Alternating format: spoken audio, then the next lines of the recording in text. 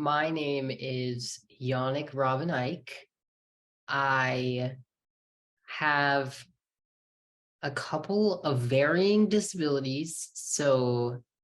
Mentally, I have complex post-traumatic stress disorder, and I also have borderline personality disorder. And then physically, I have a rare disease called severe factor 7 deficiency, which is a blood disorder. And so that amounts to my physical disabilities, which involve ambulatory wheelchair use. I use a cane when I stand.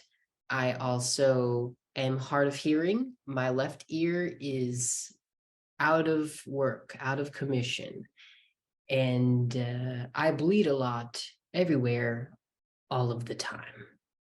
And for what I do, I am I don't know. I'm a person who spends their time trying to get others to understand that these things need to be taken seriously. And I guess you could say I do it in the forms of art, in a visual art sense, in like a painting sense, in a short film sense, but then also in an audio sense as a musician, and then also in a performance sense as an actor.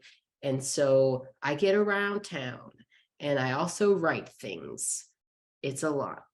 There is a cult classic musical as of a couple of decades ago called Ride the Cyclone, and it for a long time involved a character called Ricky Potts, who was described as having a degenerative disease since childhood that made his knees buckle. He was nonverbal. There were a lot of other components that, to me, very much read as a disabled person, and to the production, because every person who acted in it prior to me was able to use mobility aids on stage. And now that character, if you were trying to get the script to put the show on, Ricky Potts no longer has a physical disability. And it's sort of as a result of me whistleblowing, them not being respectful of Ricky's identity as a disabled person, and henceforth not being respectful of my identity as a disabled actor in the production. So I carry that every day, that I feel like I'm kind of the cause of physical erasure, and that really hurts.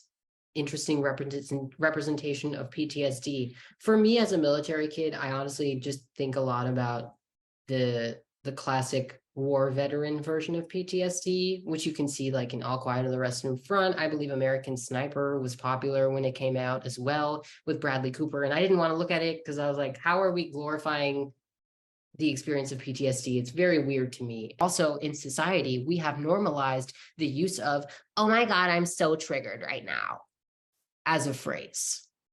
And that takes away from our ability to understand what is actually happening to people when they are literally actually triggered in a disabling way.